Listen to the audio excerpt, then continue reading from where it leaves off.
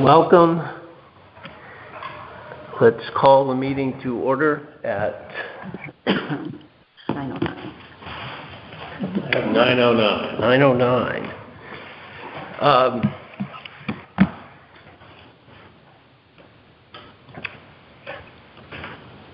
We have a quorum, and we will alternate Julie and David to vote.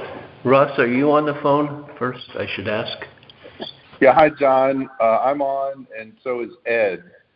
Oh, okay, good. Well, actually, I think it's Ed's turn to be on because both David and Julie were authorized at the special meeting.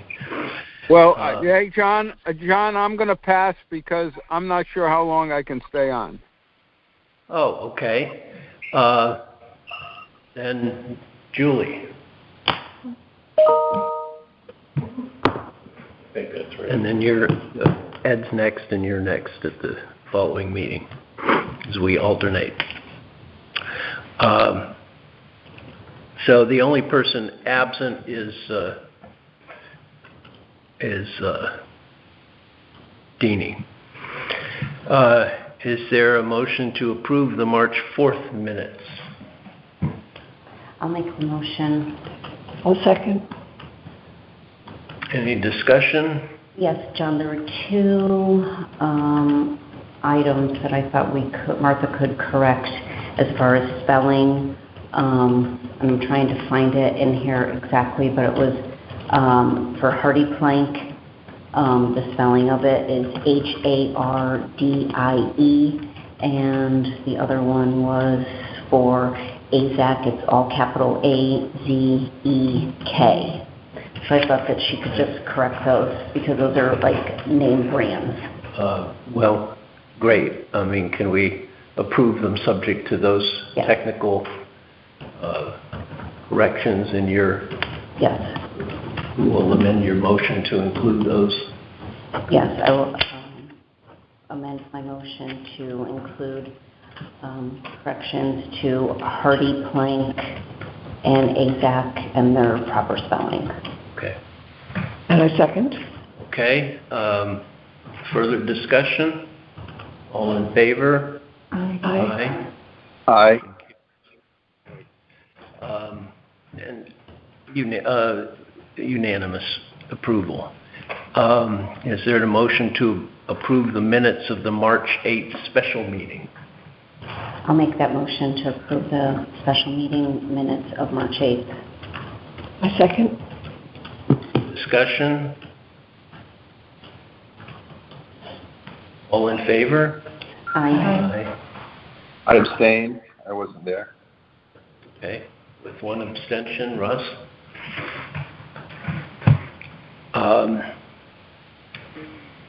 Public comment.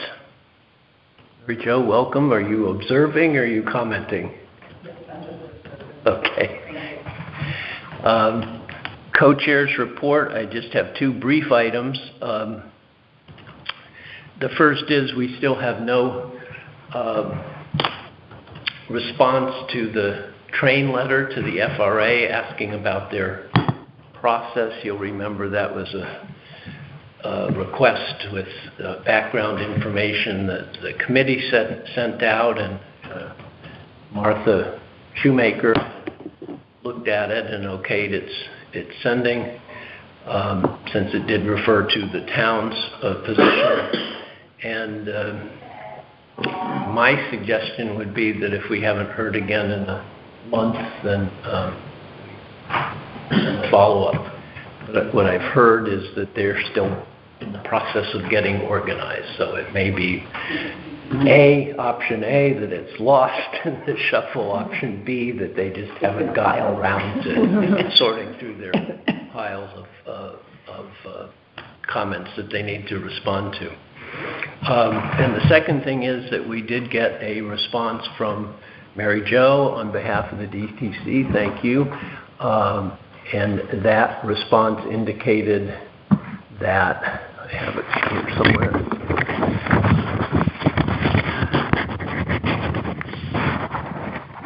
Yes, the DTC members gave thoughtful consideration to our request, the suggestion that there be a reaffirmation of the tradition about discouraging political signs in the historic district.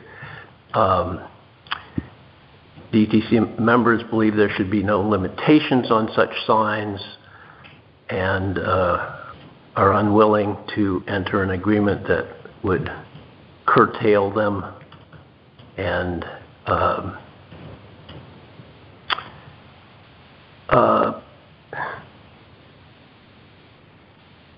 believes that the requirement for the C of A to cover even temporary lawn signs is beyond the OLHDC's scope of authority. So they unanimously, the DTC unanimously refused to reaffirm that tradition. Do you want to, I mean, I'm paraphrasing your letter, but anything you want to add to that? Since you're here. Maybe you should read the whole letter. It's not very long, so it's not paraphrased. Okay. Because basically... Let me just read it. Okay.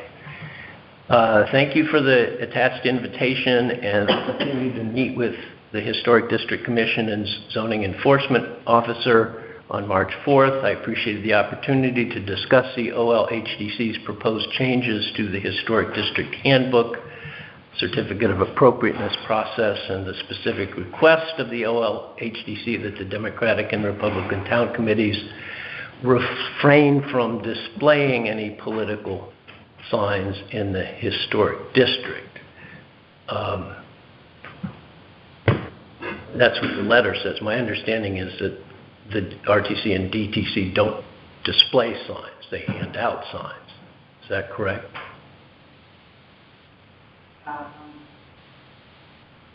No. Not Okay. necessarily. Okay. I discussed this meeting with the DTC on March 13th.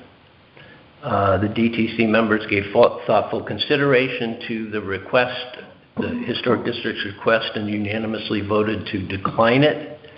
As a matter of policy, the DTC members support the free expression of political speech and believe that there should be no limitations on such signs. We regard political signage as a First Amendment right and are unwilling to enter into an agreement that curtails that right. In addition, we believe that amending the OLHDC handbook to extend the requirement for a C of A to cover even temporary lawn signs is beyond the OLHDC's scope of authority and permissible First Amendment limitations, thereby putting the town at risk of litigation.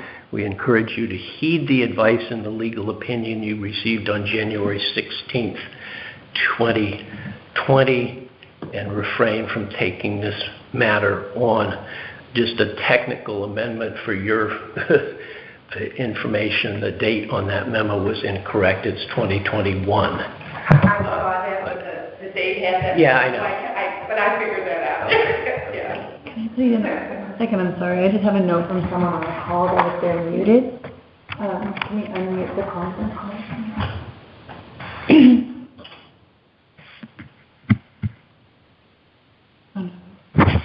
I don't know. Is that Russ?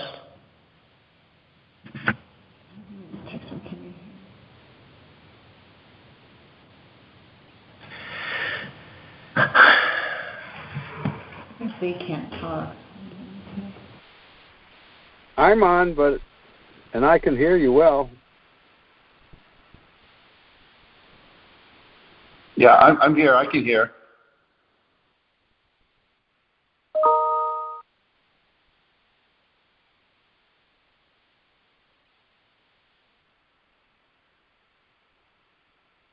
Did they cut us off?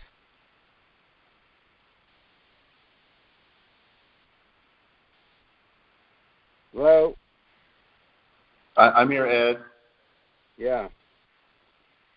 I think somebody pushed the button.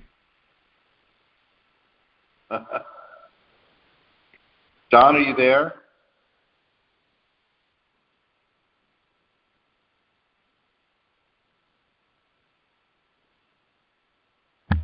Hello? Hi, John, are you there? Ed? Okay. Yeah. Yeah, we're here. Okay. We're- Okay.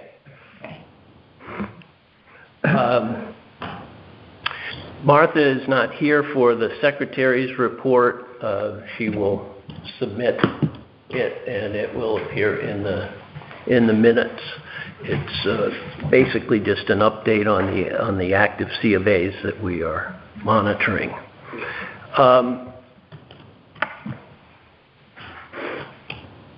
We have a C of A application from Eric Olson regarding town hall door replacements.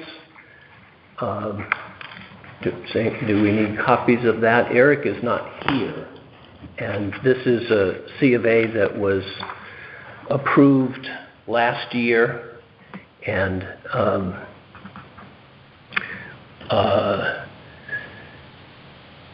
the doors weren't done.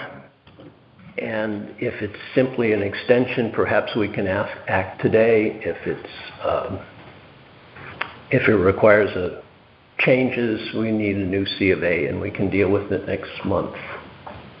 Do you have that? These were the same ones that we approved with Tim and the former facilities Right. man? Okay. So there's no changes at all to that C of A then? The same doors, the same, You've got it. everything was the same, they're just acting on it now? Well, their C of A has expired, so we would need to approve an extension. Okay, but it's The same? date is from, 22nd. from over a year ago. Okay. They submitted the old C of A, so what they need to do is submit an extension. That's right. Well, Again, this is the request for the extension, which does not require a new C of A. If they're changing anything. Okay. So I would suggest that we approve the extension for a year, with the understanding that there's no change in the Scope of work. in the scope of work. Thank you. Well, I'll make that motion, that we approve the extension, provided that there's no change in the scope of work. And then we'll just double check with Eric, and he can come in if there is. Sure. I'll second. Is there a second? I will. Okay, any discussion? Keep looking at David. Am I allowed to discuss? You are absolutely allowed to discuss, you just can't vote.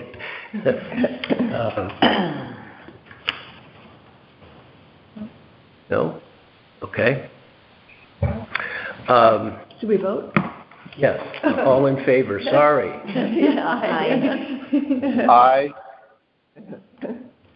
Motion carries unanimously. All right. So the next item is the discussion of the Historic District Handbook revisions. You all have a copy. Does anyone need a paper copy? I would like a hard copy. Yep. I apologize. My printer was running out of ink, but I think these are legible. Okay, great. Thank you, Joe?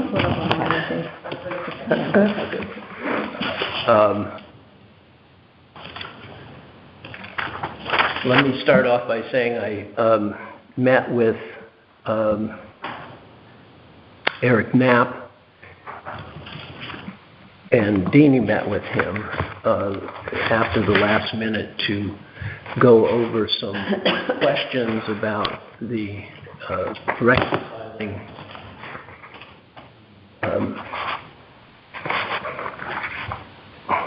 our handbook clarifications, make sure they were reconciled with the zoning regs.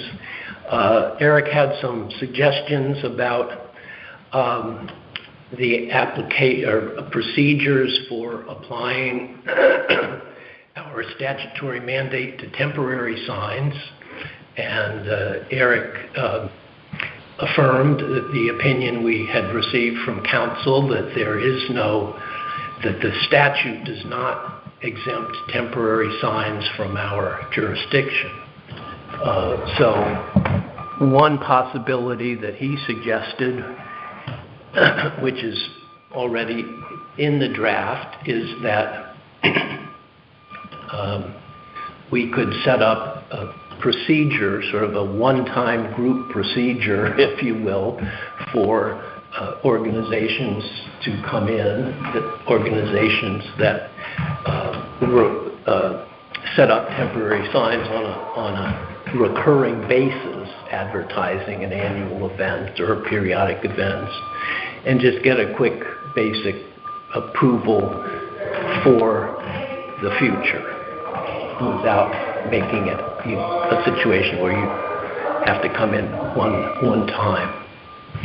That seems very sensible. Yeah. Now, would this apply to political? Well, we can discuss that. Our opinion from council says that unless, let me get the exact language since you asked.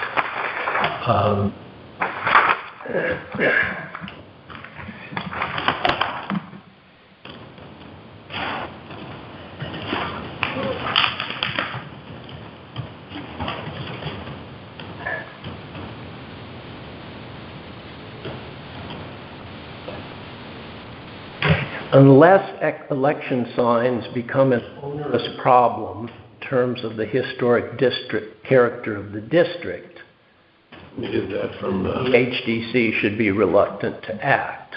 So that suggests that if the opinion from council suggests that if they are an onerous problem, we could act. We did not, however, squarely pose to council the question exactly what are the First Amendment limits on posting political signs. So, given that uncertainty, the question is whether we want to include temporary signs, temporary political signs within our general category of temporary signs. We have no enforcement procedure. They don't come to us. Just a homeowner on Lime Street. What do we do if they haven't gone through the process? Well, the standard process that the ZEO would go through is to talk with the landowner. You're right. We're not going to take people to court. Right. The statute mandates that no sign shall be erected in the historic district without C of A approval. That's pretty blanket. But it, my guess is, was not drafted with the First Amendment. Right. And then are we putting some kind of onus on the zoning enforcement officer to go around and speak to people and say, you got to go to the next meeting? Or Well, it would depend on what we decide to ask the zoning enforcement officer to do. My concern would be that, okay, now I got to go to every house on Lime Street. My sense is that this is obviously a controversial issue, and I'm personally reluctant to accept C of A applications unless we have a more precise clarification of what the time, place, and manner restrictions are on First Amendment rights in this context. Mm-hmm. We all know, just from reading the papers, that there are always restrictions on constitutional rights. Mm-hmm. I mean, you can't yell fire in a crowded theater, example, right, and claim free speech. But exactly what those limits are in this situation, I don't know. What about if we, just because we don't want to, as we discussed in the last meeting, we don't want to encourage controversy or provoke controversy? What about if we just keep the former language and see how it plays out? we can do that and face the issue if it comes. I mean, if somebody comes to us and says, it's really in our view, onerous, then we have to define onerous and who has the right to decide what is onerous. And I just don't think we want to go down all those pathways. Maybe that's my personal. That's fine. I mean, let's start to go through this, and we'll come to that provision, and we can talk about it. Other thoughts? First Amendment would go across the board for all signs anyway. Basically. Well, like you said, there are limitations. I mean, First Amendment deals with religious speech and political speech and expressions of opinion generally, but you're right. So to that point, it kind of to proceed as you're talking about it. I do think we want to avoid that. We just don't want to wade into to those controversies unless we absolutely have to. That's my personal opinion. Right. And we do know that political signage on Lime Street is recent. There are very few examples except in 2021 and 2023. None that I can think of, but there are always exceptions that somebody hasn't seen. So, perhaps overarchingly, the tradition as we remember it of no political signs in the historic district is somewhat holding. And if there are individuals who don't want to rely on it, then that's fine. I think that was the point Russ made at the last meeting that's reflected in the minutes. What I think we should do is, John suggested, move through this and then we can hash it out. Good idea. Yeah. Okay. Let me get my master copy here. John, could I make one observation at the start of the discussion? Sure. I reviewed, just because I don't always look at it, the historic handbook, and it seems to me that if our goal is to provide clarification that on signage policy, then we really only need to list anything that departs from what is already in the existing handbook. We're not doing all of this over again, and we only have, just a small section in the handbook. We don't want a lot of text, so I'm suggesting that all of this detail is extraordinarily helpful as we think through any clarifications that we feel are important, but that the clarifications that appear in the handbook revisions itself, should be able to fit basically on these 2 pages.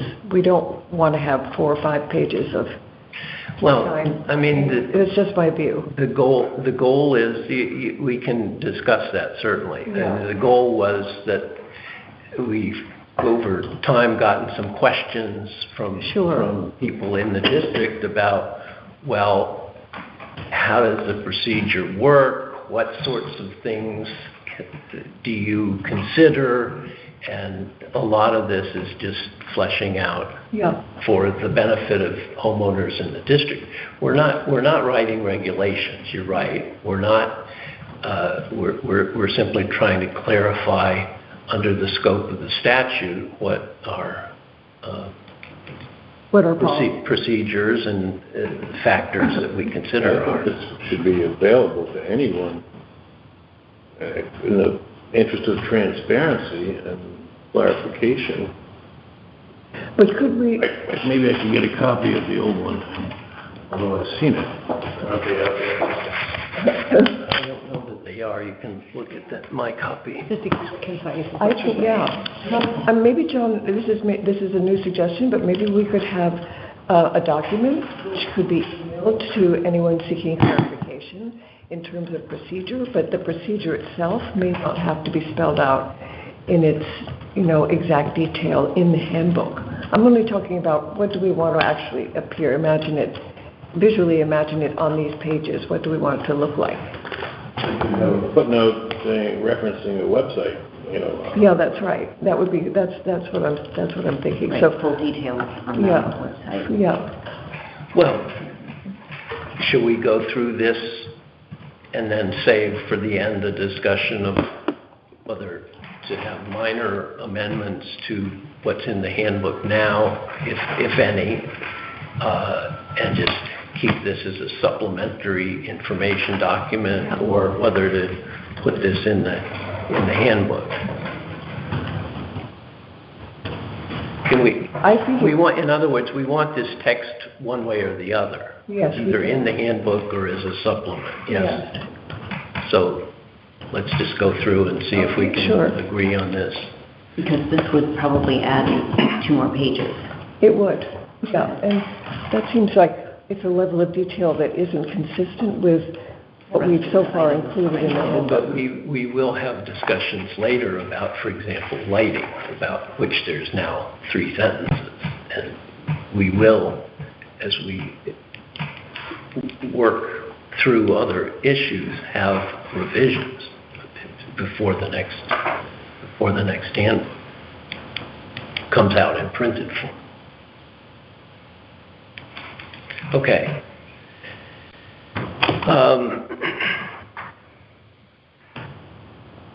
So we're down to the boldface and strikeout items.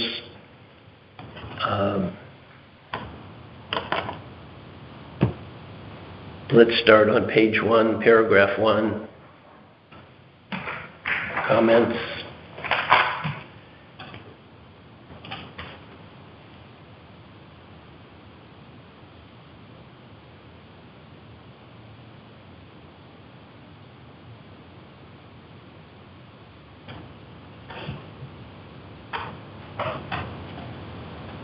The distinction between so-called structure signs and advertising signs is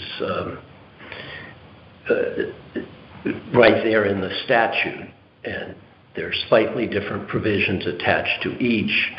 The second item fleshes out the meaning of advertising signs pursuant to a Connecticut Supreme Court opinion. So the notion that an advertising sign may promulgate a doctrine or idea is taken directly from the Connecticut Supreme Court.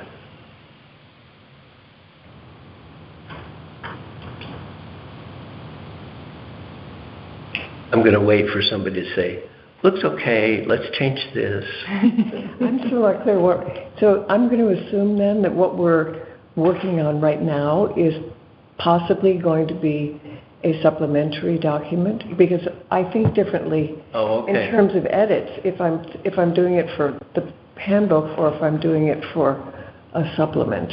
So it's hard for me to. I'm happy to go over this and edit, just for conciseness and whatever. But do we want to wordsmith all of that today? I don't know. I'm not sure what you'd like from us, John. Well, past discussions, I at least, and I think some others had been envisioning this as a potential replacement text for the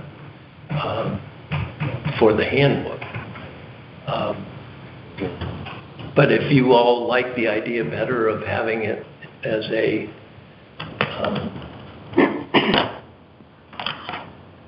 supplement, we can do that. Can you see the current handbook? Well, I suppose it's like you're going to change, just a random thought, like several sections, so the handbook is a more fleshed out, detailed, they'd have a different thing than what it is now.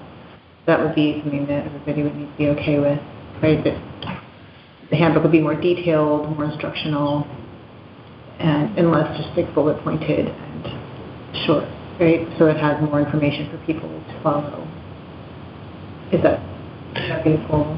Well, again, that was the goal was or my goal was to provide more information for just writing people more in town, so that if they wanted to know what the HDC, not only what it was, but what its procedures were, what the sort of factors and examples were. This does not include photos. The past one does. Any handbook, I think it's helpful to include photos so people can look at it and say, yeah, this is, here are numerous examples of how we have done signs that proclaim the name of an institution so that we have a consistent and historic style. That's fine.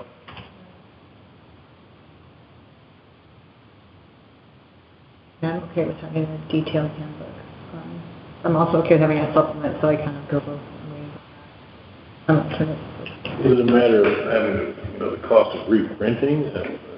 Well, they get reprinted. This wouldn't be reprinted for several years. We don't have the money to do except every 5 or 6 years, I think is the typical gap. Or maybe it's a little bit longer. So what we've done in the past is if there's an amendment, we just post it, send it out, put it in copies, have it on the website. So, I mean, this needn't be, we can do this work now and then turn to lighting and other issues and not print a revision in the handbook. We're not changing anything, I don't think, substantively. We're providing more information. The coverage of temporary signs, we already amended the handbook after we got the opinion of council suggesting that temporary signs were not exempt from our statutory obligations. So. Hey, John, this is Russ.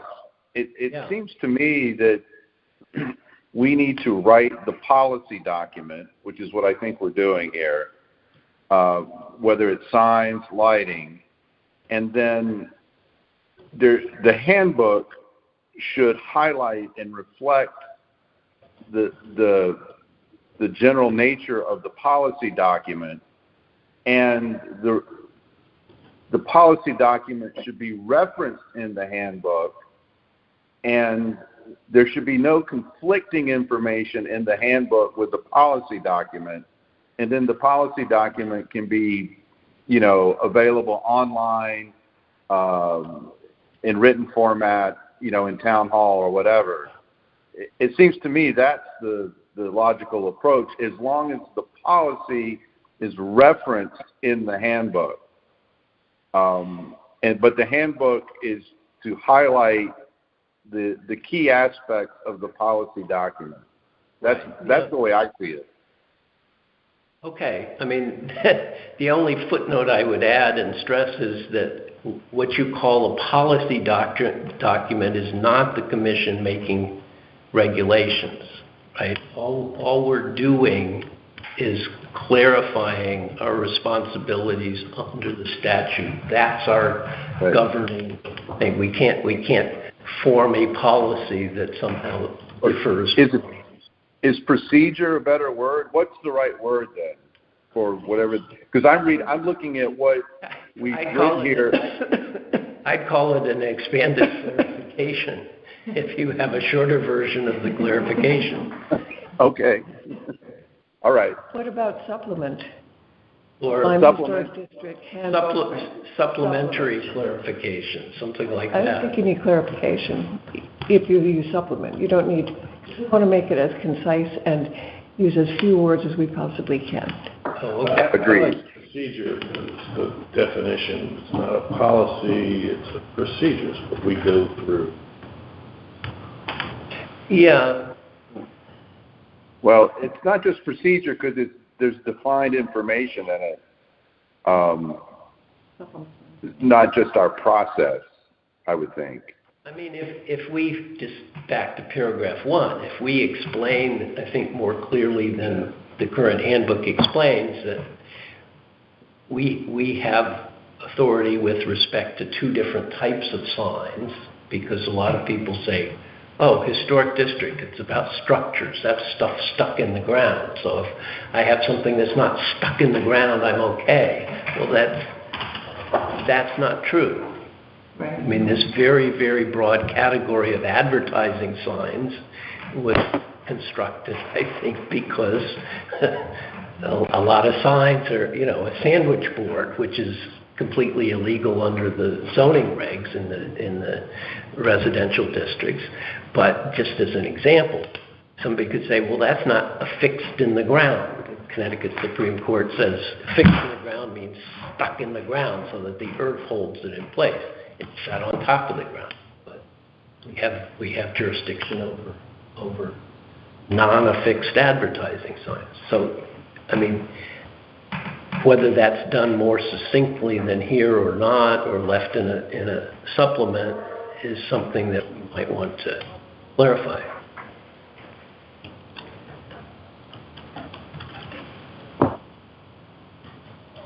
What about, since we haven't clarified that yet, what we want to do? Should we reconsider this at a meeting when Ed and Deanie are present? Because it is a major decision. Right, since we're so close to the end of exactly what goes in that book and what remains a supplement with a link to the website. Yeah. Because the handbook is not bad. It does give good general detail, but I think it's very important to list and to reference the state statute whenever possible in the fine details.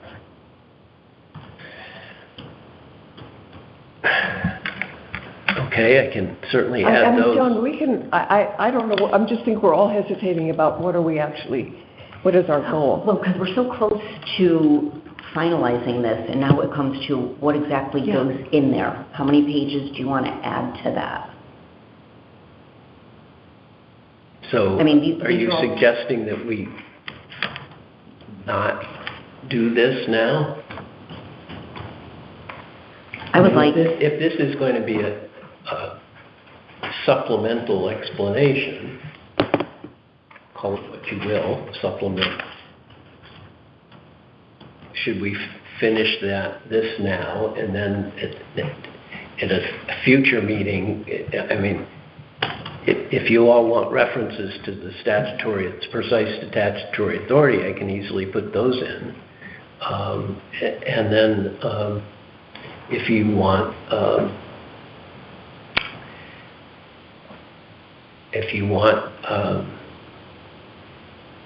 there to be a shorter version, we're going to have to do more work to actually would be the we're going to have to do more work then. Now, we don't necessarily have to do all that work right now. We could wait until we're ready to publish a new hard copy of the handbook, and then in the interim work on I know, Russ, am I right? The lighting needs a bit of attention. Yeah. Exactly. I think we try to establish these procedures, or whatever term we just came up with there, and collect them, and then have a separate effort to prepare the handbook. Seems to me a logical way, but okay. I'm flexible. Well, should we proceed as best we can today? I'd say so. Okay. Paragraph 1, what do you think?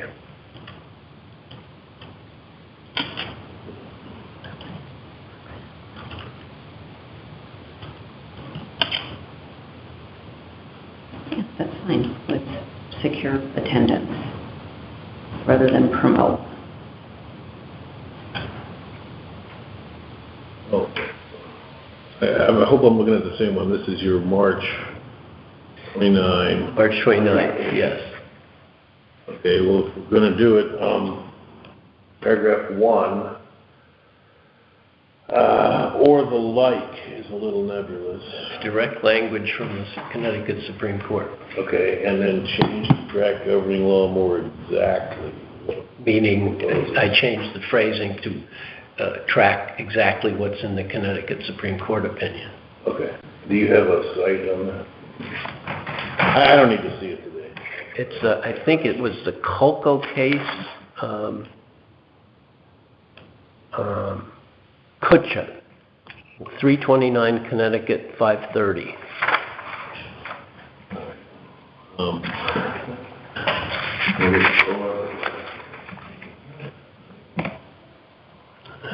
I know if I have an extra copy? Here. It's in here, David.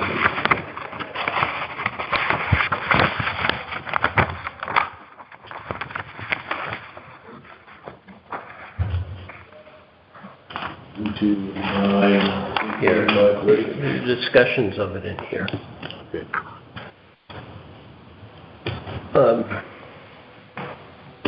Aside from that, I don't have any further comments. If you're going to make the changes.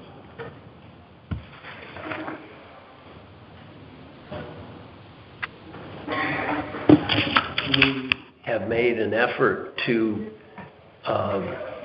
not vary from the zoning reg, what's required in the zoning regs, so that explains the second comment on the first page.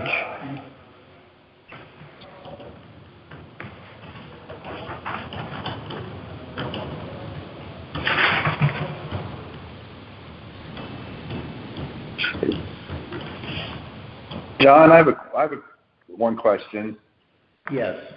And is signs that are attached to buildings, where does that get addressed?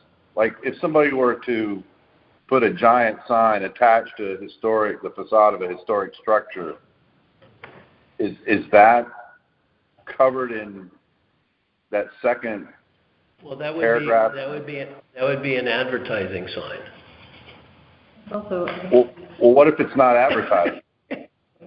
Well, again, advertising is defined so broadly that it, does it promulgate a decision or a doctrine or idea? Or if it's attached to a building, I guess you could say it's part of the, something that's nailed to a building is part of that structure. So we're not restricted to, we're just talking about signs here, but things that are parts of other structures would come under our authority otherwise. I think it's over here in paragraph 1, 2, 3, 2. Attached to, painted on, or represented on a building or structure. Oh, I see. So sort of covered, I think. Yeah, we do talk, you're right, and Russ, maybe this is what you were referring to, we do talk about, as does the zoning regulations, signs as including signs on roofs of building, for example. Right.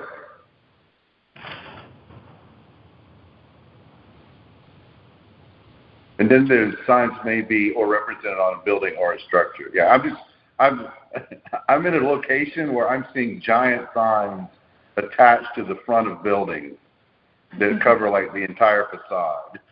So I'm just, where is that? Clinton, Connecticut? Yes. No, it's not Clinton, but you can only imagine.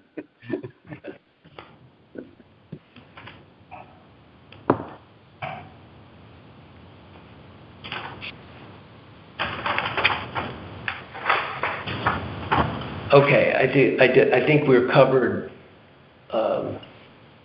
either under the references signs can include building features, and an example being a roof sign, or covered as advertising signs.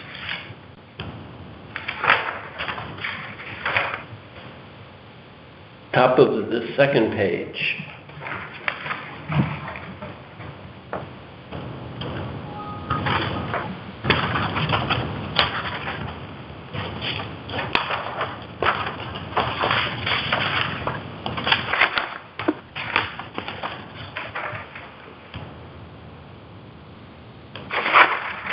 John, is this another piece that you took out of the statute?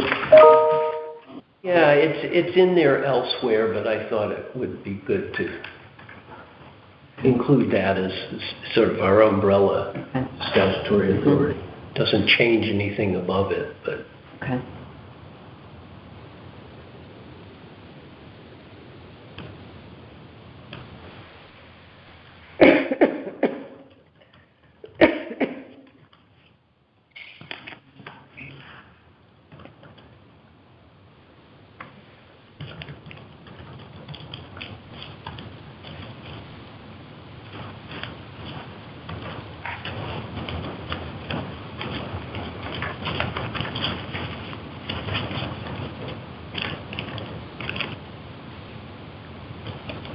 The first full paragraph on page 2, are you okay with that suggested deletion? Do you want to leave the third bullet point in, even though it's redundant? No, I would leave that just for clarification. And then for principals, Wait a sec. So where are you? HCC lacks authority over. I would leave those 3 bullet points that you have there. Okay, is the change to the second one okay? Yeah. Okay. I agree with that, John. Yeah. Okay, under principles, it's a little bit confusing here, and maybe what I had in the previous version that is fine to leave as is. I say it's a little bit confusing because the statutory provision that's tracked here is referring to deliberations concerning structures, not deliberations concerning, for example, advertising signs, which may not be structures because they're not attached to the ground. It also is not referring to deliberations concerning a whole range of other statutory authority that we have with respect to making recommendations on sidewalks outside the historic district or making recommendations on zoning initiatives. So I suggested as an alternative, but we could stick with what was there before too.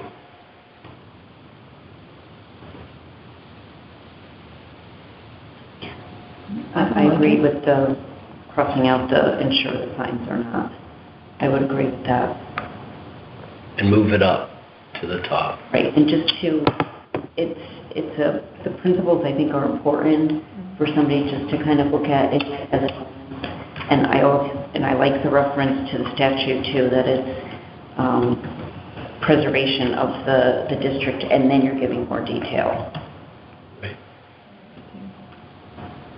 My concern is still the same, John. I still think that if we've stated it in the handbook, and if this is going to be a supplement, we don't restate it in the supplement because it's already stated here, and preserve the village's special character. You could say as a residential district if you want, but we have it here, and we have it at the top of page 2. We have it again under principles. I'm just not sure we need all of those, but I'm happy to go along with whatever. Well, again, I confess I was drafting these with the revision that these would replace.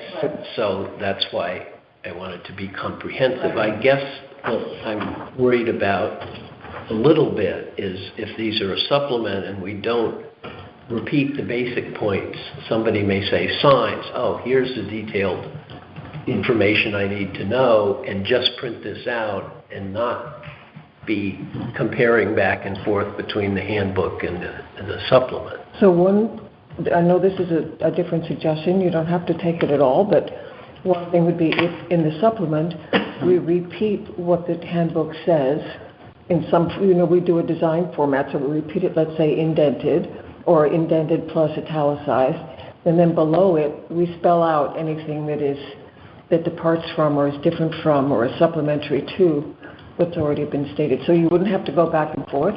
You'd have in the supplement, let's call it for now, you'd have the existing policy, and then below it you would have anything that needs to be added, clarified, and that would guide us in what we want to include in this document we're now considering. So It's just Yeah, a thought, I and mean- we could follow the same format as in the handbook, rather than, so that then you might want to have have principles first, and then you might have, again, in whatever format we decide indicates something different, you would summarize the HDC's authority in one place, rather than, my preference would be to have it in one place rather than sprinkled throughout the document, but I'm sorry, I'm not following. do we need to intersperse the HDC's statutory authority throughout the clarifying document, the supplementary document, or could we put it in one concise place?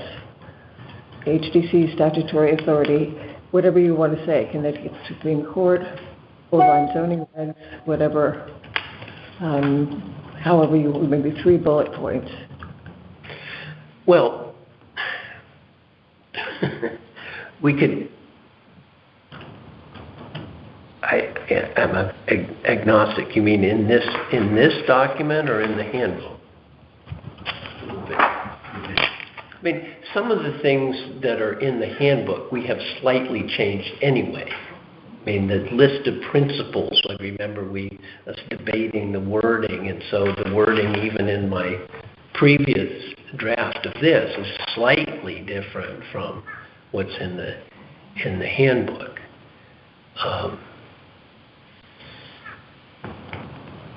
I don't think it's different enough that it would require changing the handbook now, but But when we do reissue the handbook, say in 5 years or something, we could alter that language.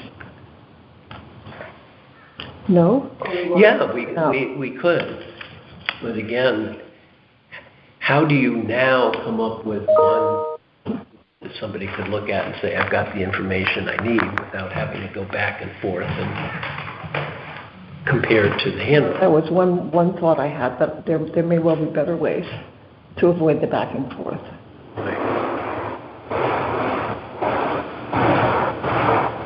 So your view for the supplemental document would be simply to take the handbook, supplemental document, italicize that, and then add in the additional. Well, that's just a spur of the moment thought. I mean, it doesn't. Yeah. That's just one option I think we could consider.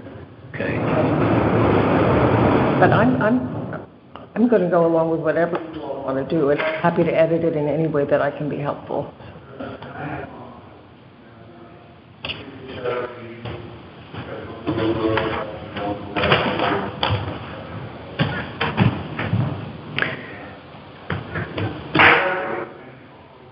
I guess my preference would be to say, let's get this complete if we can, and it may well be the best idea to save this as an online supplement, and then we can, but once this is in shape, then it's sort of technical work. If we decide, for example, to intersperse additional clarifications from here with what's already in the handbook, we can do that. Sure. Does that sound okay? Yeah. So What we're now discussing is whether, I'm on page 2. We say at the top of the page, in general, whether signs are compatible with historic and architectural aspects. And then we say, the next line, to assure that signs are not incongruous with the historic or architectural aspects. So what we're deciding is, do we need that to be stated twice? Is that right? Is that where we are?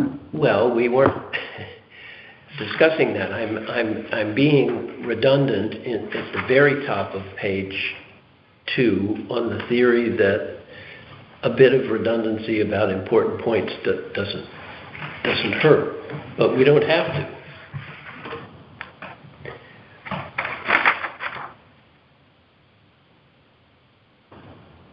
That said, I mean, just observationally lately, I've noticed there seems to be a lot of confusion about sign policy. So as much clarification as we can provide is maybe not a bad thing. I know it's not policy, but the language here in the supplement being really clear and redundant might not be bad. Right. Might be helpful. Observation.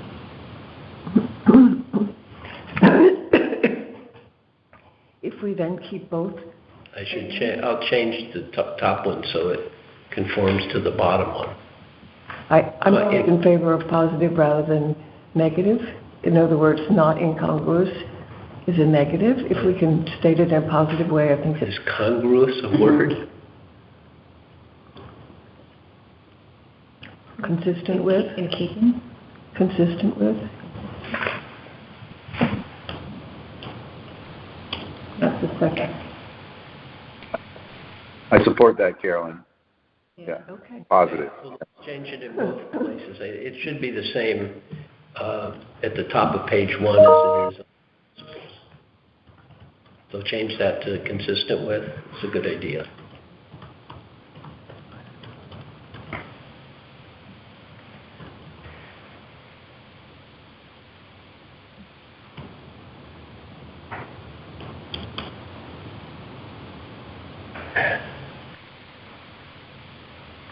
Okay, bottom of page 2.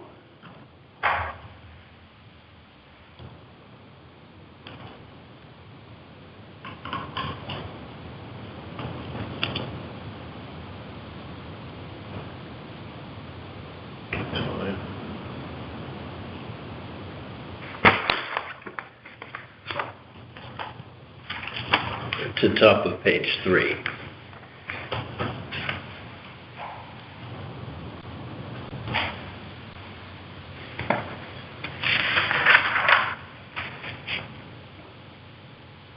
If you look at the top of page 4, the bracket explains some recurring changes in this text.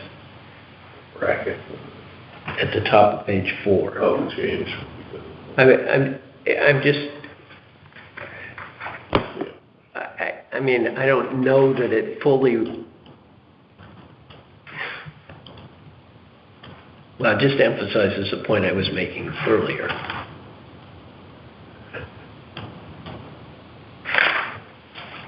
We need to describe what we do in the course of our review.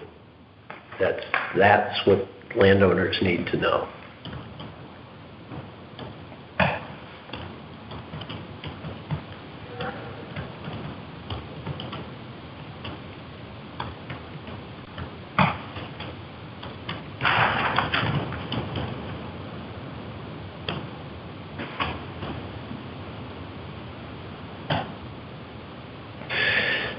And this also, provision also restates what the zoning regulations make explicit, which is that the HDC's C of A restrictions may be stricter than what zoning would permit.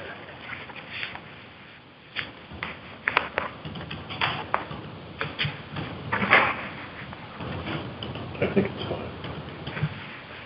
It's less verbose, just stricken some stuff. It's more succinct. Okay, how about under procedure? Page 3.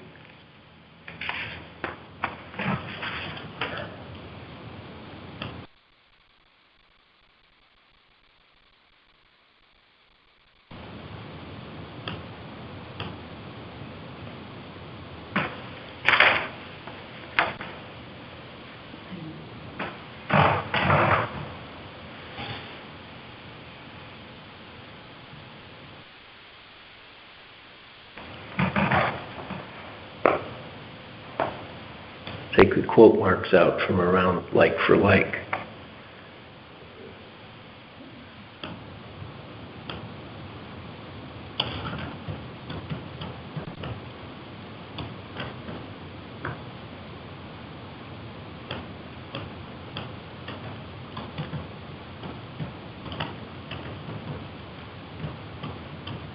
So the purpose of the change at the end of the first paragraph under procedure is I think pretty obvious. It just to avoid someone saying, look, it says right here in your handbook that if I'm just repairing a sign, I don't need approval.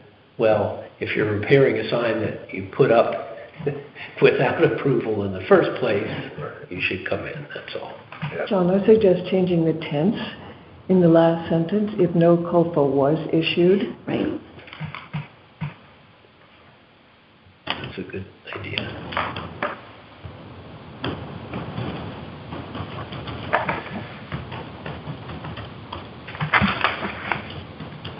Ever or previously.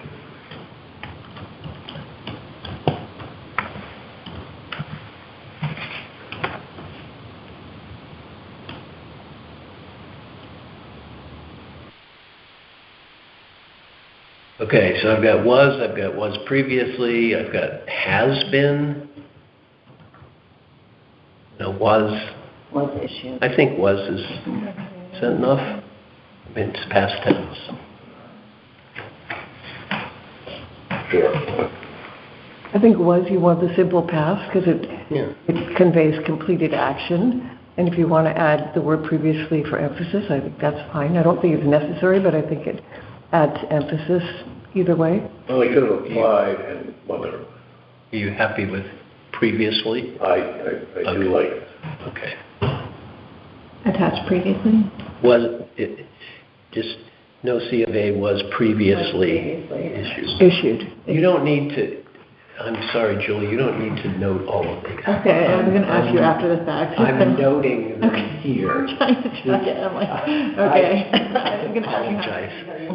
Okay. Yeah, it's just saying we continued discussion, and then they're reflected in the next draft. Okay, sorry. Thank you. Okay. Great.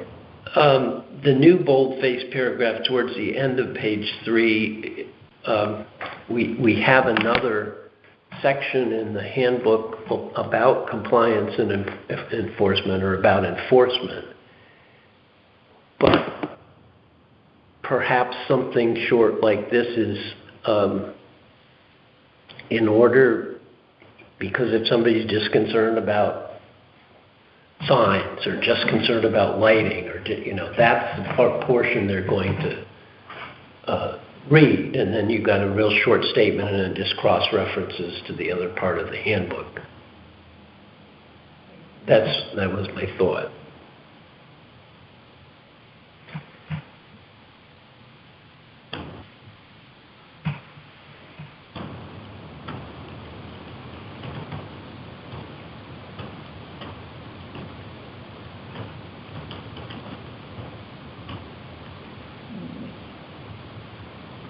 Is it necessarily going to be on page 17?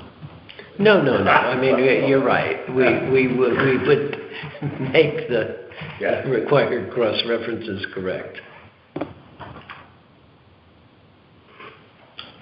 That works for me. And I'll change this to the, in case this is a separate publication.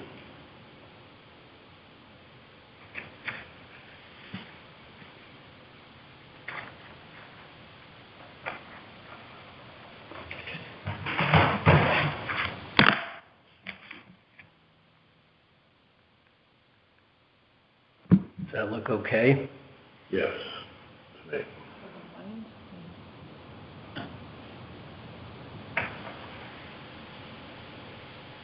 Well, it'll be, you change it to reflect the historic district handbook, right? Instead of this handbook. Yeah. Yeah. Perfect.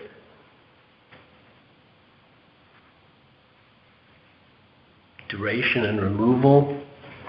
Are we- I mean, that just makes explicit the point that Eric Knapp emphasized, that Do you your tendency towards the positive language there on that opening line? Do you? Are we down to duration? I was still on compliance. oh, sorry. I wondered if we need the first, I don't like compliance issues.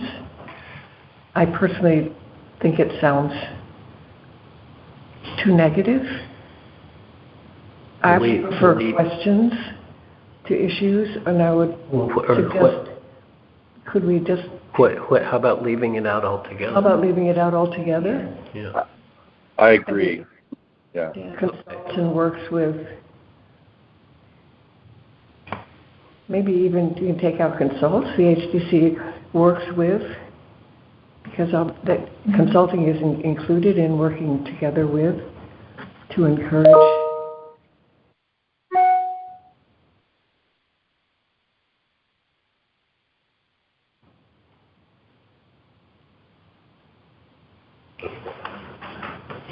And if you're going to keep any kind of compliance, maybe at the very end. Yeah. That might be good too, John. Move it to the end. To the end of the document. It's a good idea. So the second sentence would start simply the HDC works with.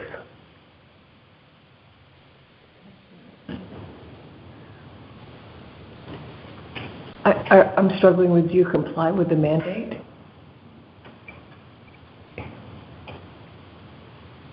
I would think so.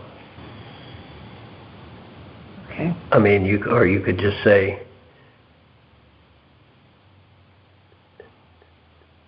statutory requirements.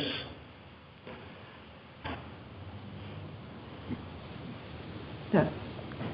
It's a little bit less harsh sounding than mandate. Okay. Oh, but we have with COFA requirements.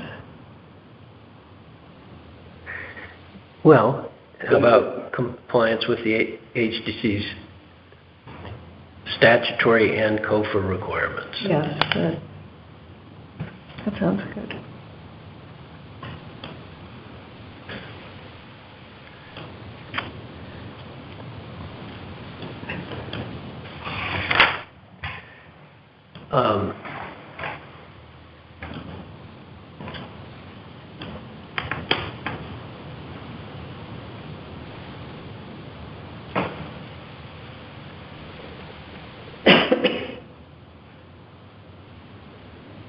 Duration and removal, can we move on?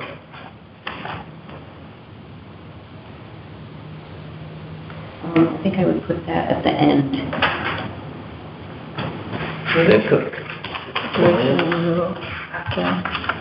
Because I think that you want to make the procedure very clear so that somebody could look at this and say, oh, I need to get this certification. I need to get, so somebody can look at this and say, I need to, like a check sheet. Get this, I need to get that, I need to supply this to them. Is that somewhere in the handbook kind of spelled out more? So it's a real procedure to get my sign? Well, where it's spelled out is in the C of A application. Okay, so when we reference that, can we say where it is? If somebody just flips in the book that's brand new and doesn't know what the form is and where to find it? Sure. And then I would just think procedurally, okay, if I need to get the form, and then, what is my sign going to look like? What do I have to do? I would then do style, location, all of that. And this is just my opinion, I would say compliance and duration removal to the end. Okay. About in reverse order, so we end with compliance. Right.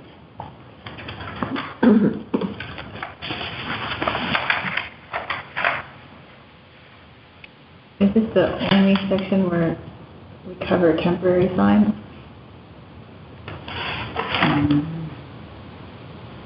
Yes.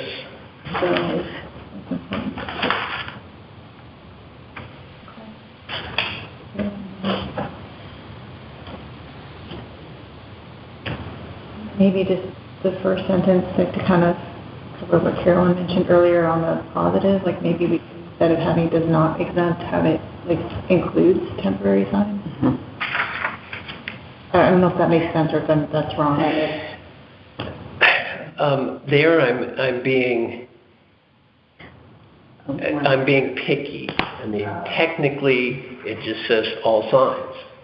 Right. So it does not exempt temporary signs. Right. But if you say it includes it, somebody would look and say, well, where does it say temporary I sign? think that's not exempt is good, John. Okay. I think that's excellent. The thing I don't understand myself, the procedure, so if I want to put up a temporary sign for 30 days, do I need a COFA to put it up and then another COFA to take it down? Well, what we're envisioning is, if you look on page 4, under temporary signs, it says the last bullet point, an approved COFA for a temporary sign, which may come in this sort of expedited group procedure where we can just go over the basic ground rules. An approved COFA for a temporary sign will include an expiration date.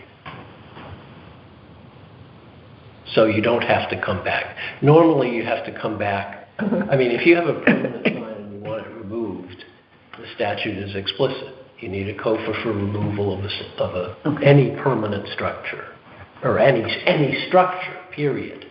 So the question is, with temporary signs, twice, no, let's create a procedure. But again, the opinion of counsel was, because I asked this question once he said, that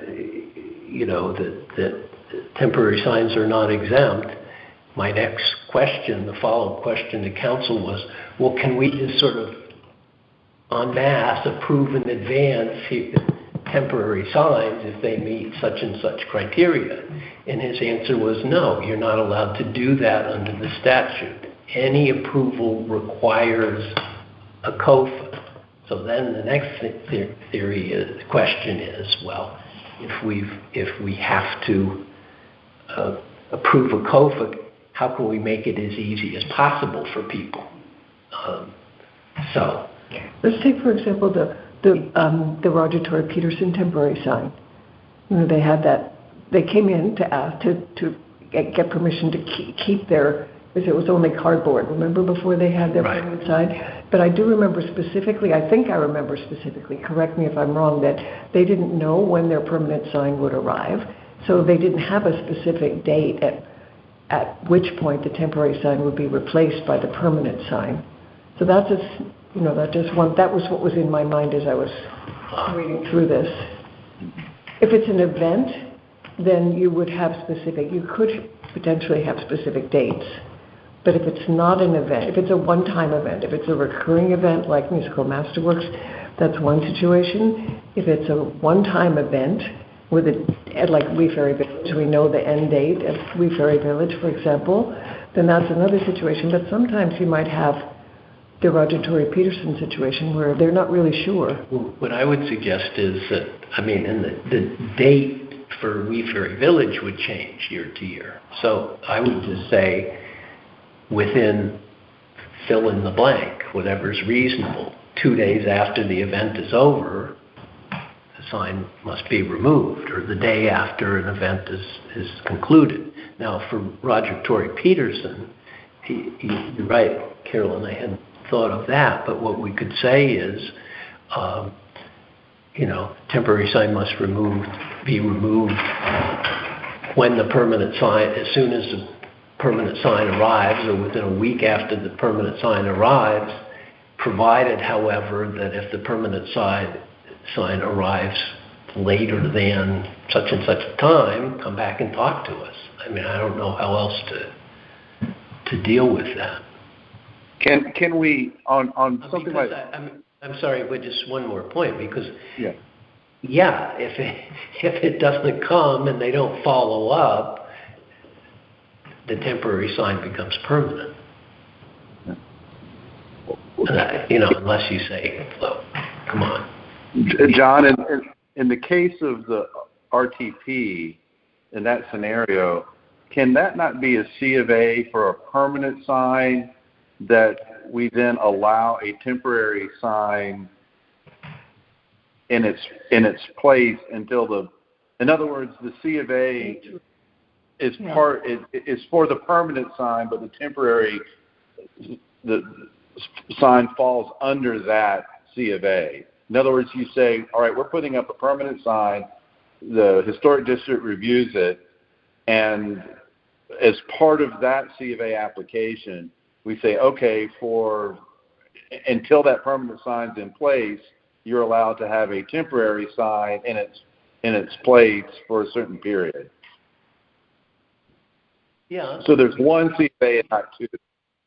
I think that's good. Yeah, that's a good idea. We certainly could do that. I mean, assuming that they know sufficient details of permanent sign so that we can review those details. Right. Otherwise, it's just a temporary sign, right? Right. But in that particular scenario where there's a new business or something or a new entity, they're going to put up a permanent sign, but it's going to take a while to get it fabricated or whatever. That's part of one C of A. Yeah. Right.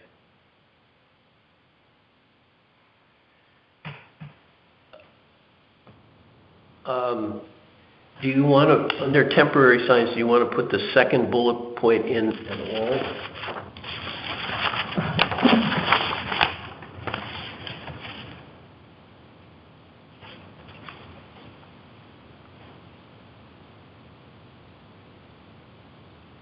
Well, I do think. I mean, we have approved. I give people some idea of what we mean by temporary sign. Right. Temporary means Right, what? there needs to be some time. I don't know exactly what the wording should be, but. I mean, again, I changed the days in the second one because Wee Ferry Village is a month-long event. Yeah. The temporary sign, it goes up, a few days before.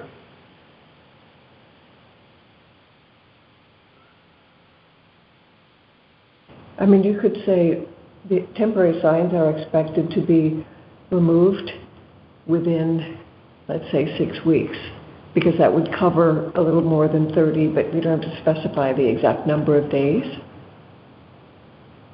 Something to give it parameters, but I think we have to clarify what is a temporary sign somewhere.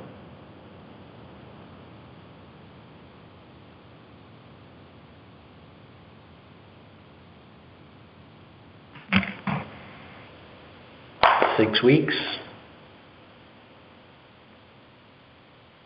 Does that seem too long? Well, think about look, I mean, let's think of other types of temporary signs. A contractor's working on a house and wants a contractor sign up. That could be 6 months.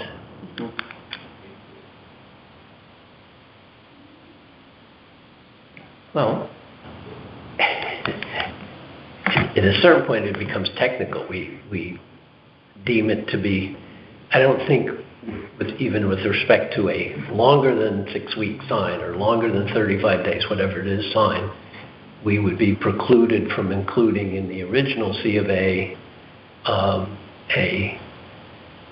reference as to when either date certain or event certain the sign needs to be removed. I mean, we're not trying to create extra burdens by having people come back for 2 hearings for a long duration temporary sign.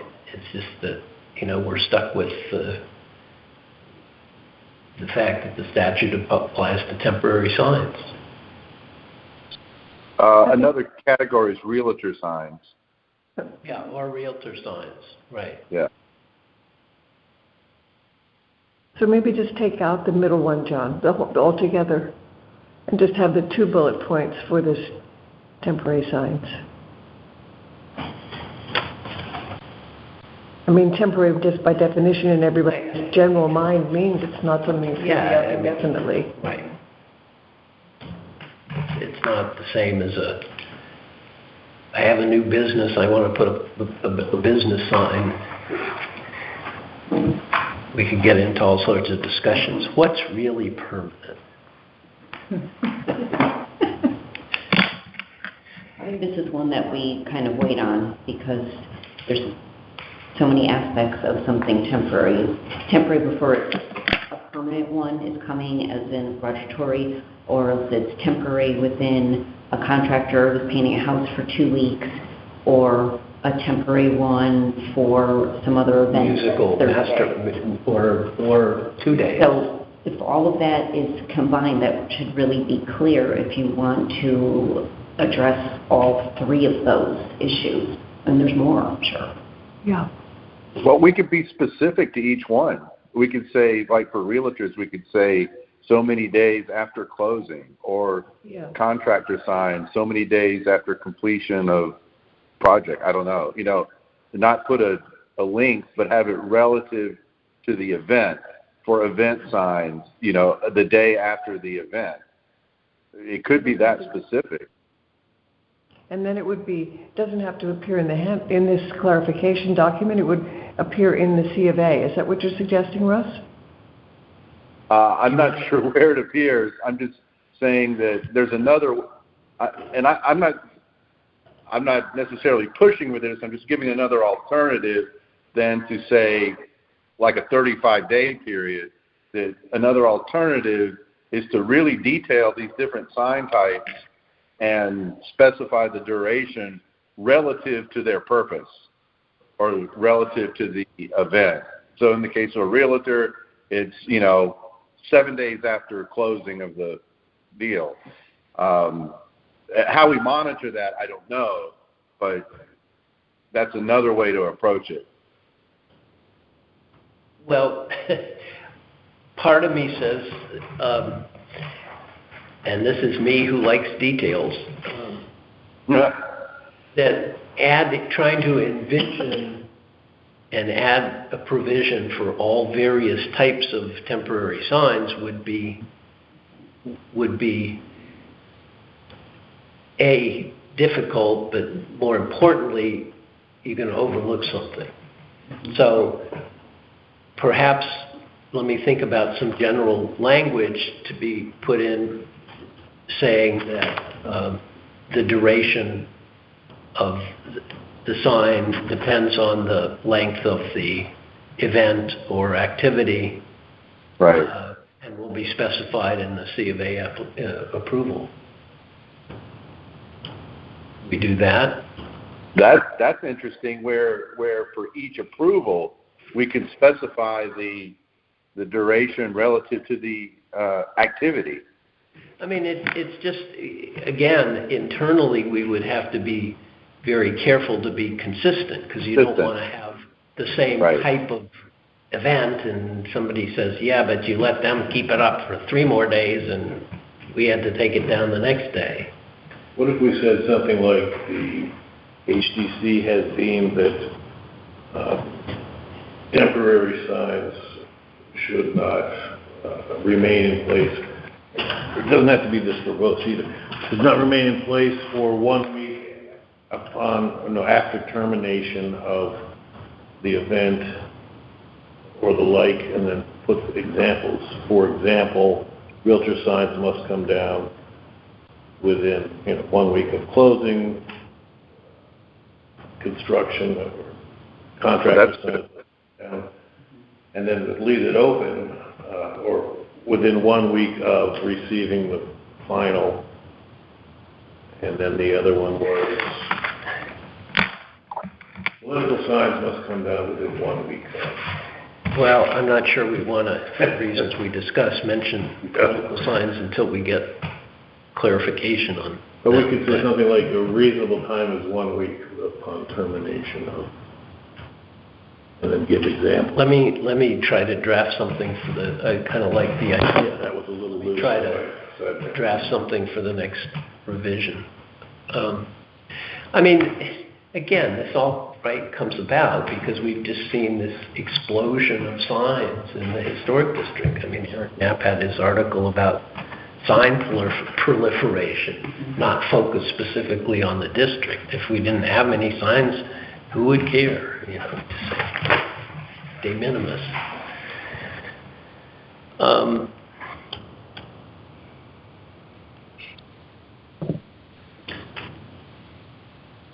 Then we get to the sticky wicket.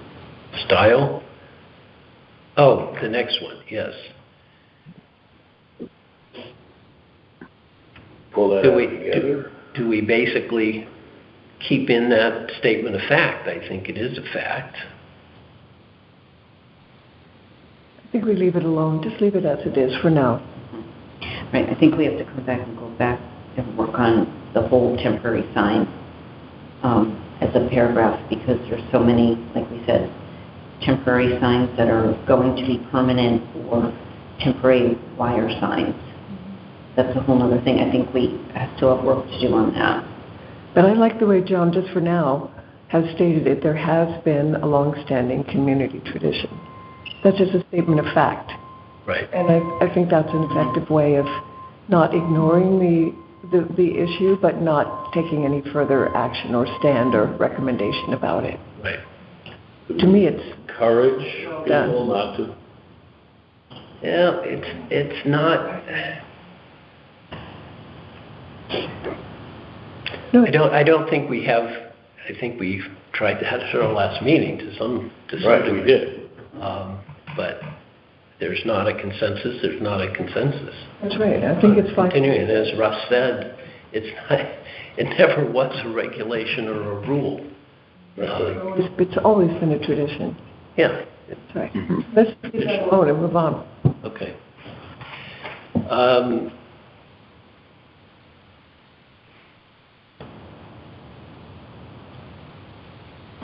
Style, I think minimal changes, but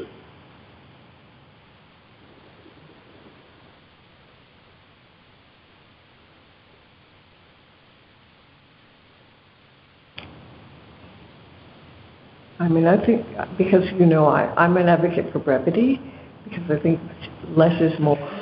I would take out that intervening and set of words and just say signs should complement the district's historic aspects and architectural styles. That'll be the third time we've said it, but if we need to say it 3 times, I would say it briefly. Rather than should promote a unifying theme. What do we even mean by that? I don't know what a unifying theme actually is. I think I may have missed that deletion earlier, Carolyn. Okay. I think no, it's my fault. I think Okay, I mentioned that before.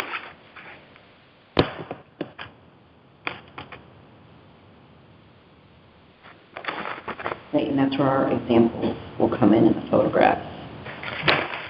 So signs should complement the district's historic aspects and architectural style. That's the sentence. Right, that's the same language we used earlier. Okay. John, I have a query about the second sentence. Are there examples of signs on the same property that are stylistically consistent? What are we actually thinking of here? Well, for example, I think the LACTA signs that we approved are stylistically consistent.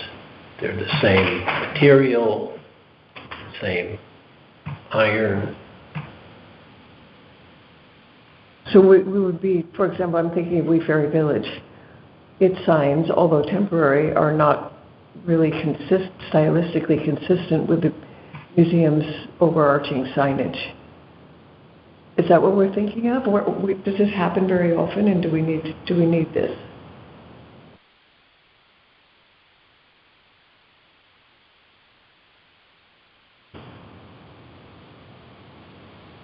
Well,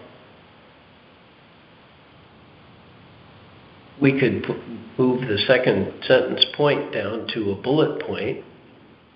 What have we favored? I think in general we favored. I mean, Wee Ferry Village is, to my mind, it's inconsistent with signage. It's not inconsistent with the purposes of the museum. I guess I'm still looking for what you're thinking of here. When we talk about style, are we talking about permanent signs only? Do we just start out? Permanent signs should complement. Well, I'm not sure I want to. I think there's a concern. Take the recent example of the Blackfoot sign with lights literally would we have said something about the style of that sign that was up for a month? I don't know, I think that's a good question. If it's only up for a month, or can then we leave that to the Right. institution? Do we want to try to influence that? I mean, in a sense, I guess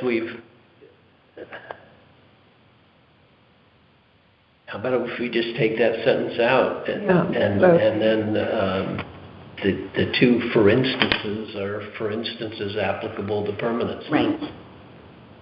We can't provide guidance on every single That's right. instance. Okay. David, are you okay? Take the second sentence out under style. So Yeah. in its reviews, the HDC has favored permanent signs that are professionally lettered. Do we allow permanent signs that are not professionally lettered? Yeah, I'm just trying to avoid. Again, this is our procedure rather than we're making a regulation. I don't want to say such and such signs are prohibited. Right. Well, what if someone is a very good artist but isn't a professional and does their own sign? And then we just say we favored those. I mean, Yeah. that's what I'm saying. Exactly. We're precluding some alternative. Right. If you want to make your own sign and it looks good, that's fine. Right.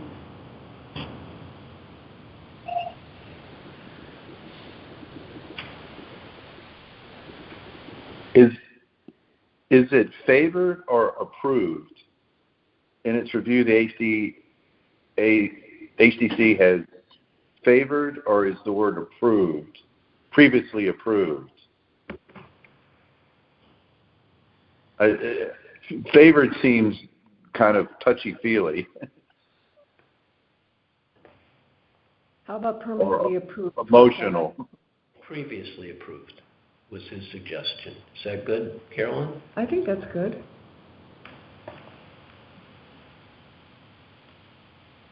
I think there's another place later I need to change that too. I just want to insert my overarching concern, or my concern all through this discussion, that if we have this many questions, what about the reader? I mean, we're trying to make these, we don't even know exactly. We're trying to do that now, I know, but we want to be sure that whatever document we end up with is a document about which none of us still need clarification or still have remaining questions or think there's ambiguity. Because Russ just said, what are we saying here? Are we saying this or are we saying that? So I just hope we're going to end up with a document that leaves us with certainty about what we're saying. You know, the other audience for this, besides people who want to do something in the district, is, I suppose, future iterations of this committee. Not that they would be bound forever by it, but that they would know this is what we did. This is what we have been doing, and yeah, I do think that's useful.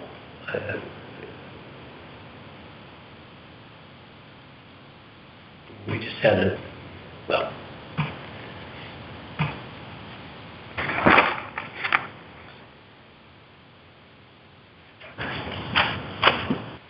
So now there's still one more question, I think.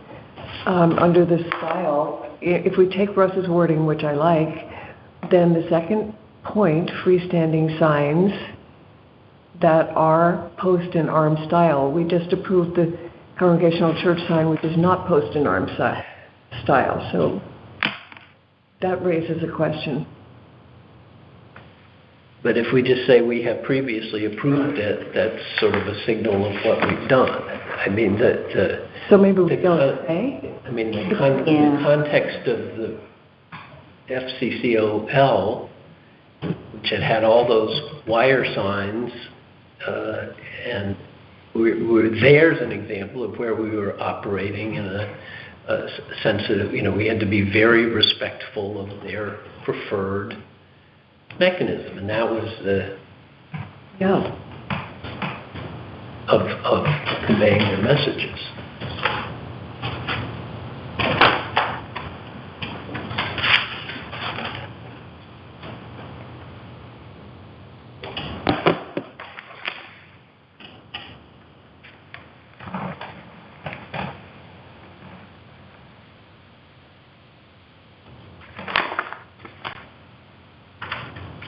we can get through this today. We've got 2 more pages, 2.5 pages. Well, are we discussing, What is the decision on that? I think there's nothing wrong with saying what we like or favor. I mean, when we've said has previously approved, but it doesn't preclude someone from coming in with something that's not posted on our site. And we could, yeah, that's good. I mean, That was my thought. Right. As favor permanent signs that are professionally lettered, freestanding signs that are post and arm style. Can we take out all that intervening language just to make it clear to the reader?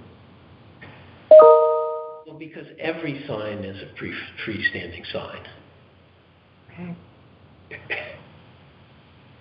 I mean, freestanding is differentiated from signs attached to buildings. Okay.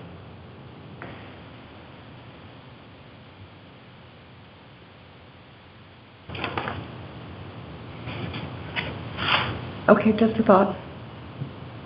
I mean, but here's, when we come to the reviewing consistency with the handbook, here's a phrasing that differs from what we say about freestanding signs in the handbook, which is a little more, this is what you need to do. Okay. But it didn't, the handbook doesn't, A, admit of any variations, such as First Congregational Church, and B, doesn't cover all types of freestanding signs. I mean, implicitly what they're talking about are freestanding signs that announce a business.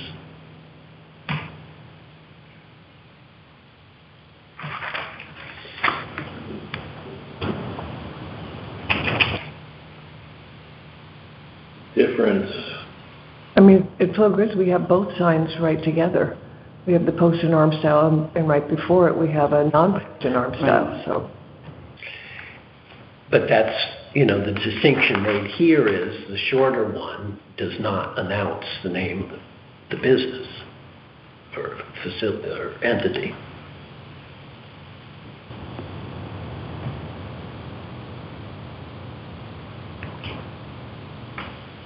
Top of page 5.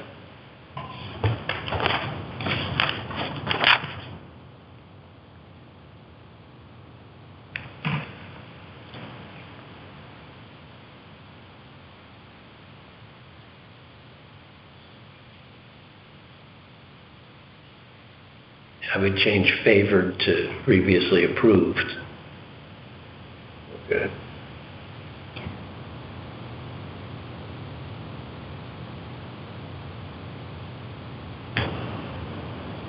Material.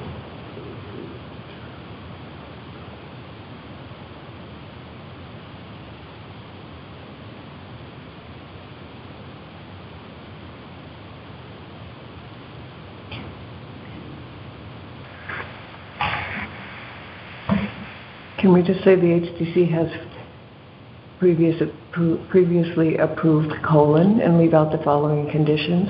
Sure.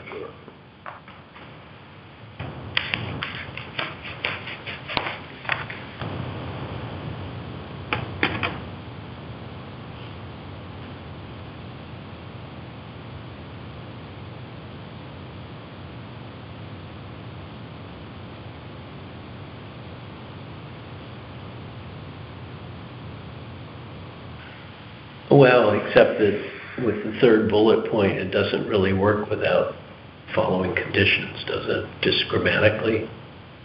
Okay. Leave. And Hey, John, I was just I thinking. can take out the B. Oops. Yeah, sorry, Russ. Yeah, I was just thinking on the next section we have location, you know, signs that have not been approved. Yeah. If we're saying signs that we've previously approved, is there a style that we have not approved that might add clarification if we include that here? In other words, the following style signs have not been approved as examples. Would that be of any benefit?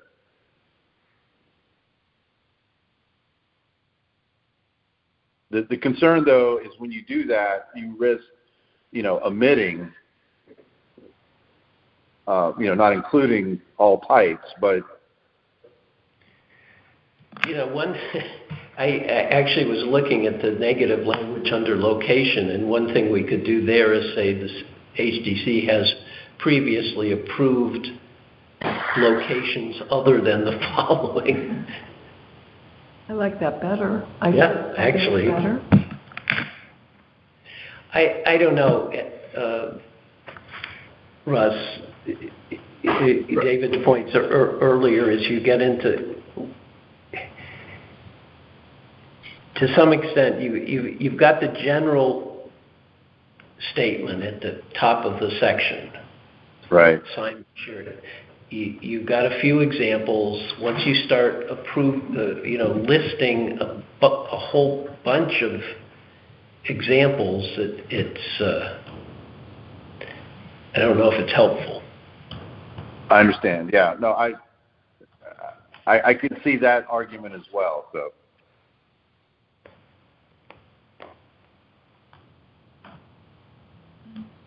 If I'm right here, I'm sorry, I have to do this, because I'm running late, I do the Meals on Wheels, at 10:30, and I can push it a little, but I can tell this particular conversation is gonna run really long, if sorry, so, what should we all like? Well, could somebody else pick up minutes? Again, you're not transcribing all of these changes, are you? No, I wasn't at all. I was Okay. just, I was originally, because I wasn't sure what I was supposed to do, but luckily he stopped me there. But, so if someone else wants to finish up the minutes, I just have to go. We don't really have any action items, so I can jot down some notes and maybe just Shoot them over and then. email. I mean, you could write them up if you've got, and just email them to me. And that'd be great. Thank you for. I'll follow what Martha does, and then I'll send it dropped over to you. Yeah. Yeah. Keep it concise. Perfect. Okay, sorry about that. No, great. Thank you. Thank you. Before you go, I did want to mention one thing, which is really new business, but stuff people should hear. Deanie and I were talking about the range of issues that are going to come up before this board, and maybe we'll circulate a list ahead of time, so at next meeting we can talk about who wants to keep a hand on what. The one issue that I think does need attention right away is, and I'm hoping somebody will volunteer, is there are several bills pending in the legislature that have the potential of, on a statewide basis, affecting or changing the jurisdiction of historic district commissions. And we should know what those say. It's my basic. And, in extremis, if we have a position on them, we should be thinking about whether we want to take a position. I have a list of them. There aren't that many, I think three.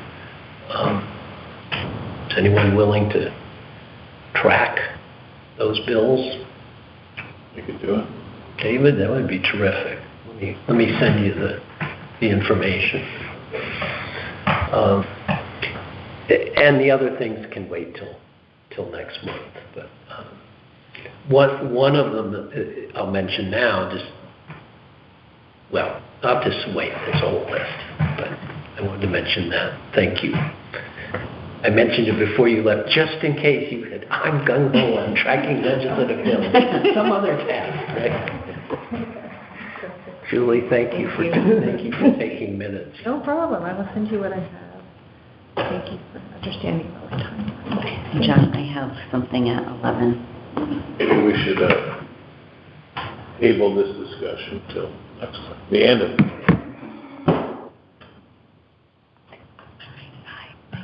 Okay. You need to leave before 11 or leave? I have something that I have to go to at 11. Okay. Well, again, we made progress, and I will incorporate these changes, and we can all think more about how, Carolyn's point of how we want this stuff to fit in with the existing text of the handbook. John, for me, personally, it would be helpful at this point to have your next draft be exactly as you best see the entire document concluding. I would like to, because when there are so many bolds and crossouts and whatever, it's hard to, it's not as easy to see what the finished document would look like. So if you want to send us the interim finished document, that would be helpful for me rather than this format, which has been great as a working tool moving forward. Okay. And then we can ask, are we in accordance on this treatment of wire signs or whatever? That would be an implicit question. And then either before our next meeting or maybe after our next discussion, I could go through and just perhaps do a final edit to make it as concise as possible. But that maybe should come later at the very end. Yeah. Russ, are you there? Still? Yes, John. I'm still here. If you, I can do what Carolyn's suggesting. If you could look at especially the first paragraph about illumination and give your thoughts about a wording that could perhaps be a placeholder until we get to a more thorough discussion. I will. Okay. That would be great. Well, we've already covered new business, and I have no other new business, so is there a motion to adjourn? I will make that motion to adjourn. I second. All in favor? Aye. Okay, adjourned at 10:56.